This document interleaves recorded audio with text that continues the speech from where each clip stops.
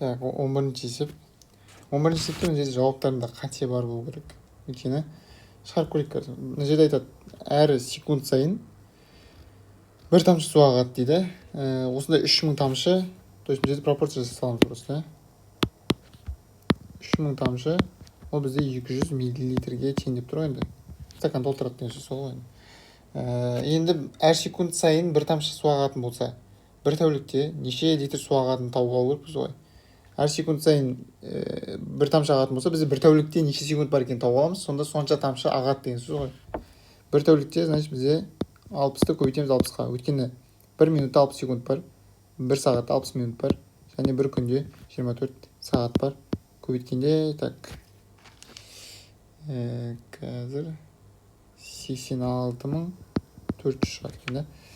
То есть бізде бір күнде 86.400 тамшы ағады, ол неше миллилитр екенін тауып керекпіз. Ол үшін мынау тура пропорцияда көбірек тамшы аққан сайын көбірек салмағы болады. Несі? Көлемі көбірек болады. 200 бөлеміз 3000-ға. Нөлдерін қысқарып тастаймыз. Так, 3-те нөлмен қысқарып тастақ болады. Так, 2, 8, 8, 0 болады. Екеуін көбейткен кезде 0, 6, 7, 5 болады. Осындай миллилитрге тең, значит, күніне осындай миллилитр су ағады деген сөз. Енді бұны литрге айналдырған кезде 5,176 литр болады. То есть ол жерде ровно сан шықпайды енді, бірақ осындай есептелсе, скорее всего 6 деп белгілейміз, потому что енді 6-ға не ғой, почти 6 литр ағып тұр енді су. Ал негізі өзі осындай су не болса, осыны белгілеу керек болады. Түсінікті деп ойлаймын, енді қатты қиын емес. Мына осы неде 12-ші есепте енді келесі, мына жердің аудан табу керек қой енді. Оны қалай табамыз? Оны аламыз да, бірінші толық фигураның шашының ауданын тауып аламыз. Оны тауып алғаннан кейін мына үш жердегі нелердің үш бұрыштардың ауданын тауып, содан азайтамыз. Не үшін олай? Өйткені сендер мынандай нені үш бұрыштың ауданын тауып алмайсыңдар. Тек қана тік болып тұрған кезде тауып аласыңдар. Дұрыс па? Жерде тік болып тұрған кезде тауып аласыңдар. Осы екеуін көбейтіп, екіге бөлсеңдер аудан шығады. Сол үшін мына үшеуін тауып аласыңдар. Потом толық ауданын азайтамыз. Толық аудан табу үшін әр қабырғасы бізде 6-6-тан, толық ауданды, значит, шашының 6 көбейту 6, ол бізде 36 сантиметр квадрат. Енді үш бұрышын аудан табамыз. Бірінші S1-дікін табамыз. Ол мына жағы 4 болып тұр, мына жағы 5 болып тұр. 4 пен 5-ті көбейтіп 2-ге бөлу керек. Ол бізде 10 сантиметр квадрат. Значит, S1 10 сантиметр дейміз. Мына жақта S2-ін табу үшін мына жағы 2 болып тұр, мына жағы 6 болып тұр. То есть 2 мен 6-ны көбейтіп 2-ге бөлсек, екінші үш бұрышын аудан табамыз. Ол жерде 6 сантиметр квадрат шығады. Енді үшінші үш бұрышын аудан табу үшін мына жақта бір табаны 1, екінші табаны 6 болып тұр.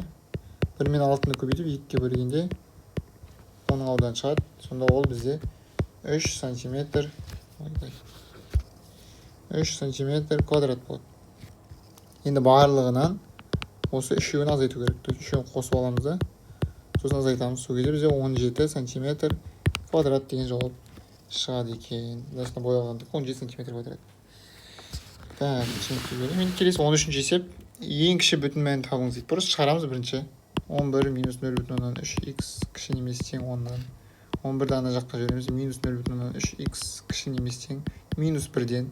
Потом минустарды құтылған кезде 0,3х таңбасы ауысып кетеді, керісінше қарай кетеді. Сосын 0,3-тен ана жаққа бөлген кезде 3-тен 10 шығады. Көбейту болса, ана жаққа бөліп барады. 1-ді 10-нан 3-ке бөлгенде 3-тен 10 шығады. Енді бұл 3-тен 10 деген 3,3-тен 1. То есть x ол 3,3-тен 1-ден үлкен болса, ол ең кіші бүтін мәні 4 болып дейміз. Өйткені 3, 2, 0 деген сандар 3,3-тен 1-ден онсыз да үлкен емес. Одан үлкен сандар 4, 5, 6, 7, 8, 9 деп кете берді бүтін сандар. Бірақ ең кіші бүтіні 4 болып тұр. Келесі есеп. Так, мына жақтан өшіріп тастайық.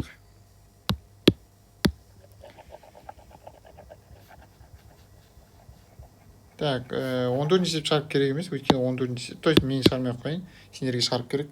Өйткені оңай есеп, егер дұрыс емес болып қалса, қайтадан бір шығарып көріңдер. Так, енді біз мына жақтан өлшемдері 30, мына жағы 30 болып тұр. Былайынан 25 және 20 сантиметр болатын қорапқа сыйлық салынды. Қорап лентамен оралып, үлкен әдемі бантик жасалды. То есть мына лентаны айтып тұр. И сосын да бантик айтып тұр, иә. Егер бантикке 1,5 метр лента жұмсалса дейді. Мына бантиктің өзіне 1,5 метр лента жұмсалса, бүкіл қорапты орау үшін қанша сантиметр лента қажет дейді. То есть бізге не істеу керекпіз? Мына ленталардың ұзындықтарын тауып алу керекпіз бірінші. И сосын бантиктің ұзындығы беріліп тұр. Сонымен қосқан кезде жалпы лентаның ұзындығы шығады, иә. Так, енді оны есептейміз. Так, примерно лентаның ар жақтарын суреттен салып отырмын. Ойбай.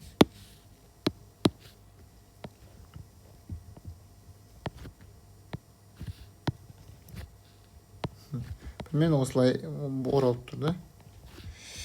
Так, сонда бізде мынандай 20-лықтан 1,20, 2,20, 3,20, 4,20 сантиметр лента тұр. 4,20. Былайынан міне үстінде біреу, астында біреу тұрады, иә, бәрі де ораған кезде. Значит, ол жерде 30-дан 2 тұр. И былайынан тоже 2 тұр. Значит, 25-тен 2 тұр. Қосқан кезде 80 қосу 60 қосу 50 тең 190 болып тұр сантиметр. 190 сантиметрге бантиктің ұзындығын қосамыз. 150 сантиметр, ой, ё-моё. 150 сантиметр, сонда вообще 340 сантиметр лента жұмсалды деген сөз, қажет болды деген сөз. Түсінікті ғой, қатты қиын емес, просто мәтінді түсінсеңдер ары қарата шығып кете береді.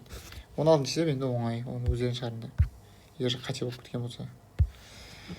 Так, 17-ші есеп, егер n саны -1-ден кіші бүтін сан болса, төмендегі өрнектердің қайсысы ең кіші мәнге ие болады? Егер осындай бір шарт беріп тұрса, мынандай болса не болады деген сияқты, онда сол шартты орындайтын любой бір санды алып қолдана беруге болады. То есть -1-ден кіші кез келген бір бүтін санды қоямыз. Мысалы -2-ні қоямыз. 3 плюс -2 ол бізде 1 болады. 3 минус -2 ол бізде плюс 5 болады, иә. Екеуін плюс болып кетеді. 3 көбейту -2 ол бізде -6 болады. 3 бөлу -2 ол бізде -1,5 болады. Бізге ең кіші мәнге ие болған с болып тұр.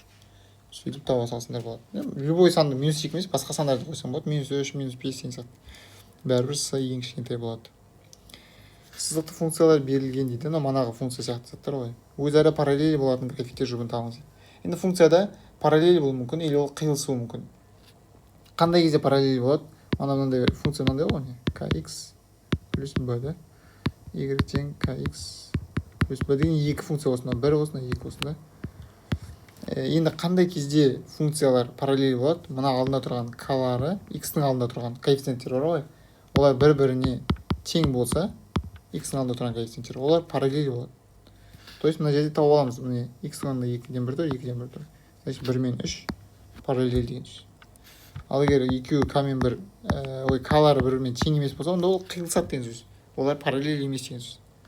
Түсіндір ғой, ал екеуін көбейткен кезде -1 болса, олар перпендикуляр болады. Перпендикуляр деген ол бізде тік бұрыш деген сөз, 90 градус болады деген сөз. Перпендикуляр болады. Ондай да сұрақ қою мүмкін. То есть екі функция бір-бірімен перпендикуляр болу үшін коэффициенттерін көбейткен кезде -1 болу керек. Түсіндір ғой? Так, енді осылай жатқа білсіңдер, мына есеп 18-ші есеп өте оңай болып кетеді. Төменде бөлшектің қайсысы онай бөлшектің арасында орналасқан дейді. 6-тан 1 дейді, 6-тан 1. 21-ден 4, 21-ден 5. Вообще 21-ге келтіре салайық мына жерде. Мынаған 2 береміз. Мынаған 3 береміз, мынаған 6 береміз. Сонда 42-ден 9, 42-ден 12. Осы екеуінің арасында жату керек. Мынау бізде 42-ден 8, мынау бізде 42-ден 10. То есть ортасына жатқан мынау ғой енді. 42-ден 10, екеуінің арасында жатыр. Түсінікті деп ойлаймын, екеуінің арасында орналасқан болса, мынадан біреуіне үлкен, біреуіне кіші болу керек қой енді. Сонда осы орындап тұр. Қалғандарын тексермей ақ қоюға болады. Так, 20-ші есеп оңай. Егер шықпаған болса, қайтадан шығарып көріңдер. 21-ші есеп. Мынандай бір не берілген, мына үлкен кіші деген сияқты нәрселер берілген. Сосын а саны олардың ішінде ең үлкені болса, онда осы сандардың таңбаларын анықтаңыз. А саны ол оң сан. Точно оң сан. Не үшін? Өйткені қара, а бөлу с ол минус сан дейді. нөлден кіші сан дейді. То есть олар нөлден кіші болу үшін екеуінің біреуі ғана минус болу керек. Егер екеуі де минус болса, минус минусқа бөлінген кезде плюс болып кетеді ғой, нөлден үлкен болып кетеді. Или екеуі де плюс болса, тоже нөлден үлкен болады. Не үшін а оң сан деп тұрмын? Өйткені а ол үлкен ғой. То есть егер а теріс болса, с оң болу керек болады да, уже с үлкен болып кетеді, түсіндіңдер ма? Сол үшін с ол точно теріс сан, ал а точно үлкен, то есть оң сан екенін түсінікті осы жерден. Одан кейін б-ны қарау үшін кез келгеніне қарасам болады, мынаған қарай салуға болады. б а бөлі б нөлден үлкен болса, значит а плюс сан ғой, б тоже плюс сан деген сөз. То есть а мен б плюс, с минус сан, ол бізде с-ны береді. Так, мынандай бір не берген, қос теңсіздік берілген. Онда келесі өрнекті мәнін табыңыз. Мынаны мәнін табыңыз дейді. Мынаны бүйтіп шығарып отыруға да болады, просто бүйтіп салуға болады. Ана орнына x орнына минус 11-ді қоясыңдар. Минус 11-ді қойсыңдар, 2 көбейту минус 11 7. Так, минус 11 мен 2-ні көбейткенде минус 22 болады. Жерде минус 22-ке 8 қосаңдар минус 14 болады. Минус 14-ті 7-ге бөлген кезде минус 2 болады. То есть мына жағы минус 2 болады дейміз. Минус 2-ден үлкен емес тең. Келе екінші жағын табу үшін 10-ды қоя саласыңдар, болды. 8 плюс 2 көбейту 10 бөлі 7. 20 болады. 20-ға 8, 28 бөлі 4. Бөлі 7 болады, 4-ке тең. Значит, мына 4 болады дейміз. Бүйтіп шығара салуға болады. Или отырып, x-дің қасына мына жақта 2-ні көбейтіп, мына жаққа 2-ні көбейтіп, мына жаққа 2-ні көбейтіп, потом 8-ді қосып, сөйтіп отыруға да болады. Түсіндіңдер ма? Так, соңын қайтып шығарып көрсетейінші. Бүйтіп отырып шығаруға да болады. Бәріне 2 көбейтіп болады. Сонда минус 22, 2x, 20. Не үшін 2 көбейтіп жатыр? Потому что жерде x 2 көбейтіліп тұр. Сосын бәріне 8 қосу керек. Потому что жерде 8 қосылып тұр. Сонда 2x плюс 8, мына жақта 28, мына жақта 8-ді қоссаң минус санға азайып кетеді, минус 14 болады. Сосын бәрін 7-ге бөлу керек та мына жақта. Сонда 2x плюс 8 бөлі 7, мына жақта 4 болады, 7-ге бөлсең мына жақта минус 2 болады деп те шығаруға болады. Түсіндіңдер, екеуі де болады, короче, қайсысы оңай, соны қолданасыңдар.